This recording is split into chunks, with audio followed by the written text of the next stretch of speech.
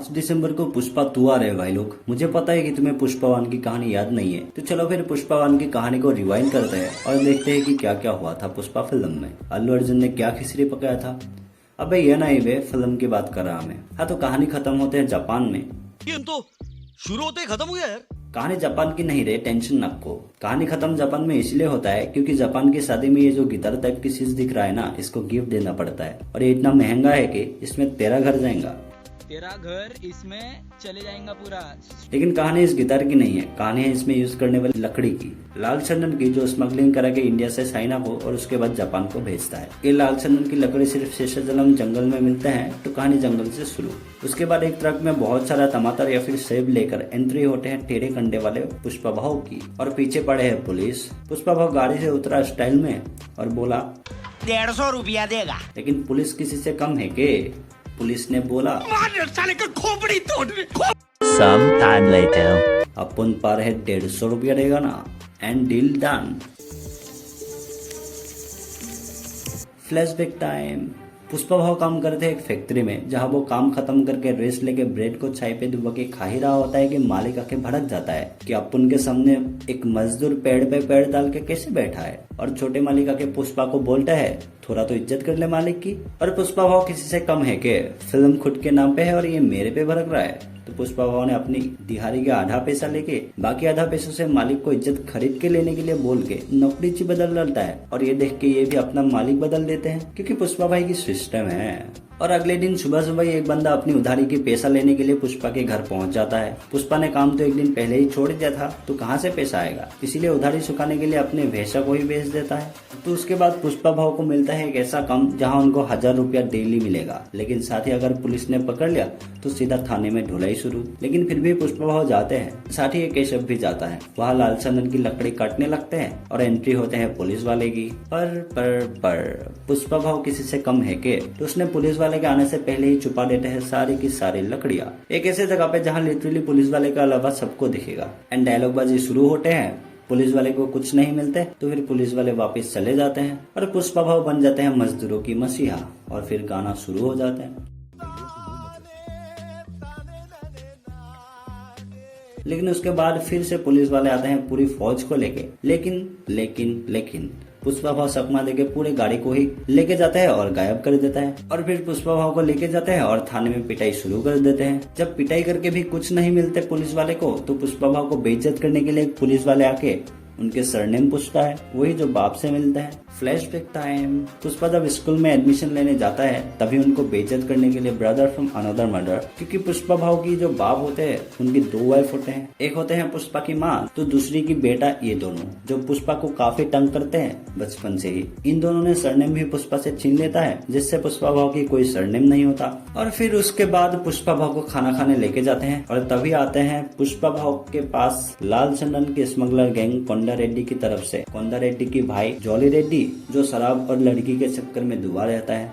और गांव में किसी की भी शादी हो, सबसे पहली रात की सुहाग रात ये बंदा ही मनाते हैं। बताओ इतना मादरचोद लड़का पैदा करी हूँ मैं।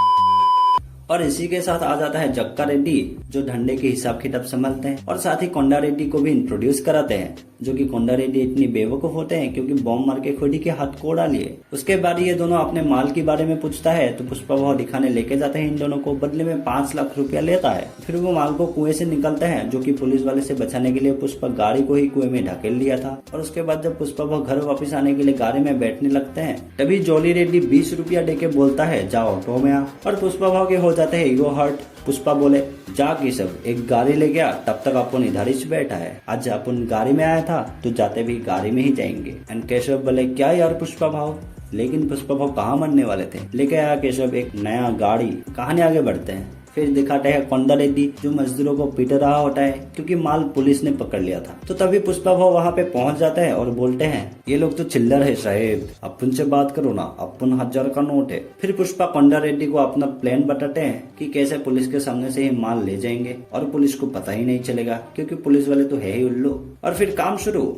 कहानी खाली खाली नहीं लग रहा है क्या? तो चलो थोड़ा लव एंगल डाल देते हैं। फिर एंट्री होता है श्रीवल्ली की और फिर धीरे धीरे लव स्टोरी शुरू। अरे इतने जल्दी मैगी भी नहीं बनते यार, जितने जल्दी मैंने लव स्टोरी शुरू बोल दिया।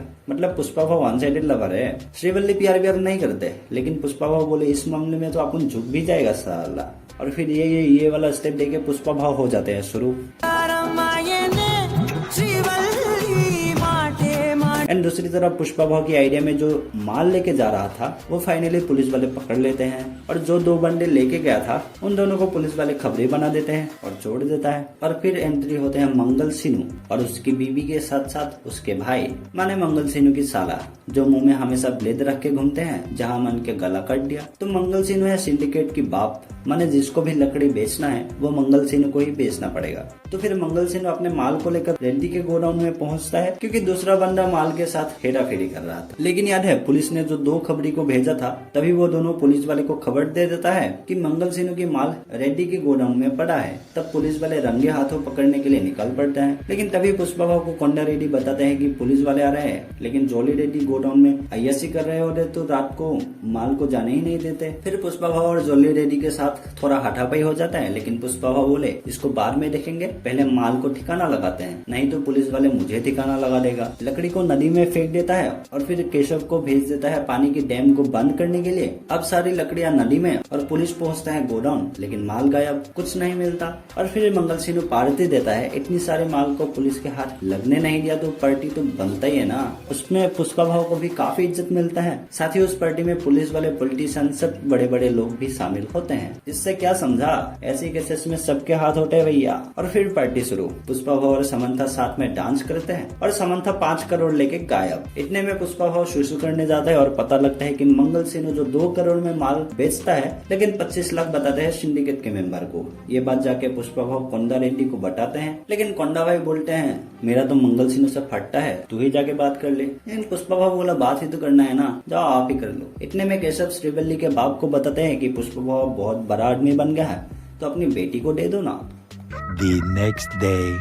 पुष्पा भाव अपनी माँ को लेके पहुंच जाता है श्रीवल्ली के हाथ मांगने, लेकिन वहीं पे ब्रदर फ्रॉम अनदर मदर फिर से पहुंच जाते हैं पुष्पा भाव को बेइज्जती करने के लिए। लेकिन वहाँ पे माँ अपनी कसम देके पुष्पा को बोलते हैं यहाँ पे तमाशा मत करना। लेकिन जब कुछ ज्यादा ही बोल जाते हैं तो फिर हाथापाई हो जाता है और तभी पुष्पा भाव की माँ को लग जाते हैं और माँ को हॉस्पिटल ले जाना पड़ता है। एंड फ्लैशबैक टाइम, कैसे बाप की मर जाने पर भी पुष्पा और माँ को घर के अंदर नहीं आने देते थे ये बंदा। और पुष्पा भाव बैठ के बताता है कैसे उनकी बाप की हर निशानी को ये बंदा मिटा देता था, गले की छीन को भी खींच के लेके गया था जो बाप ने प्यार से दिया था। और फिर पुष्पा भाव बोलते हैं आज के बाद 1 आना हो या फिर 10 करोड़, मैं किसी को नहीं देगा, ऊपर वाला हो या फिर मंगल सिन्हू, पुष्पराज, मैं झुकेगा ना इस साला। इसीलिए वो नेक्स्ट डे मंगल सिन्हू के पास जाता है 25 का 50 लाख करने के लिए।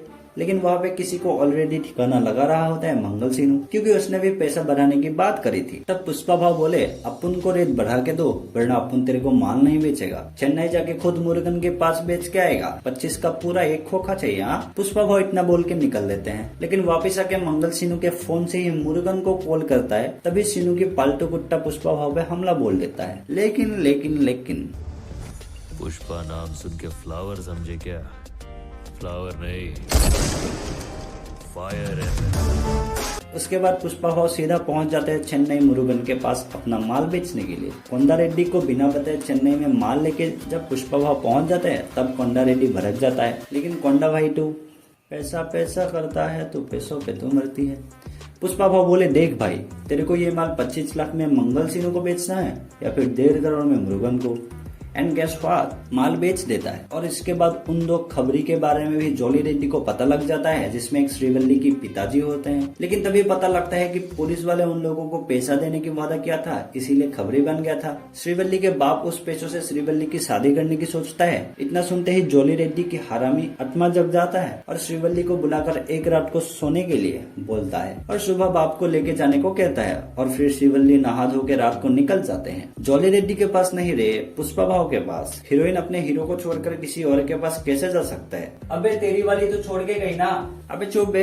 हाँ तो पुष्पा भाव को जाके बताता है कि अपन तेरे से लव करता है रे, तुझे ही समझ में नहीं आया। और जॉली रेड्डी ने जो जो बोला था सब बता देते हैं। फिर पुष्पा भाव को आ जाता है गुस्सा और श्रीवल्ली को लेकर पहुंच जाता है जॉली रेड्डी के पास। जॉली रेड्डी भी मस्त प्लान बना के बाकी लोगों को भेज देता है, लेकिन बेचारे को पता नहीं होता कि श्रीवल्ली पुष्पा की है रे।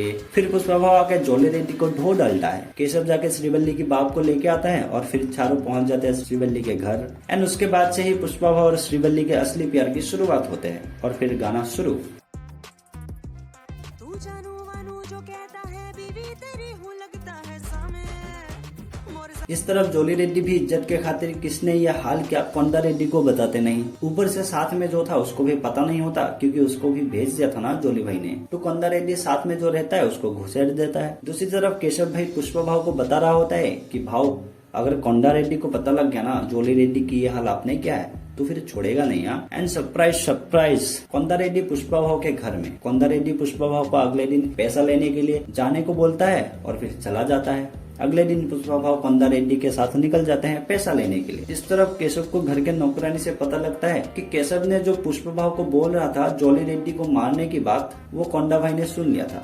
तो केशव पुष्पा भाव को भेज देता है मैसेज कि भाव संभाल के रहियो, कोंडा तो एनाकोंडा निकला। इतने में ही कोंडा के लोग पुष्पा के मुंह में कपड़ा बांध देता है और एक गड्ढे खोद रहा होता है पुष्पा के लिए। पुष्पा को मारने से पहले ही कोंडा एक हाथ से बंदूक को पकड़े ही थे कि तभी कोंडा को उड़ा देते हैं। कौन? मुगलिस माने सीनू भाई की गैंग। टाइमिंग देख रहे हो? उसके बाद दोनों गैंग के बीच हो जाते हैं लड़ाई। बीच में फंसता है पुष्पा भाव एंड उसके बाद पुष्पा भाव की एक्शन बिना देखे ही पूरे गैंग की वाट लगा देते हैं। फिर मंगल सिन्हू की साला कोंडा रेड्डी की भाई जक्का रेड्डी को पकड़ लेता है मारने के लिए, लेकिन तभी पुष्पा भाव की धांसू एंट्री होते हैं और एक्शन शुरू। सबको फोड़ेगा रे अपन, हीरो है मैं पिक्चर का। जग्गा रेड्डी को बचा लेते हैं पुष्पा, क्योंकि पुष्पा के पार्टनर है रे, और फिर मुगलिश को मार देता है। फिर कोंडा भाई और मुगलिश की बॉडी लेकर घर पहुंच जाते हैं। वहाँ पे पॉलिटिशियन भी होते हैं, सिंडिकेट के बाकी मेंबर भी कोंडा रेड्डी के घर पे पहुंच जाते हैं और तभी सिनू भी वहाँ पे पहुंच जाता है। उसके बाद पुष्पा भाव सबको सिनू की फ्रॉड के बारे में बताते हैं, कैसे मंगल सिनू 2 करोड़ में बेच के सिर्फ 25 लाख बताता था। फिर पुष्पा भाव उस 1.5 करोड़ को भी सबके आगे रखता है। फिर इस पॉलिटिशियन को पुष्पा भाव बोलता है,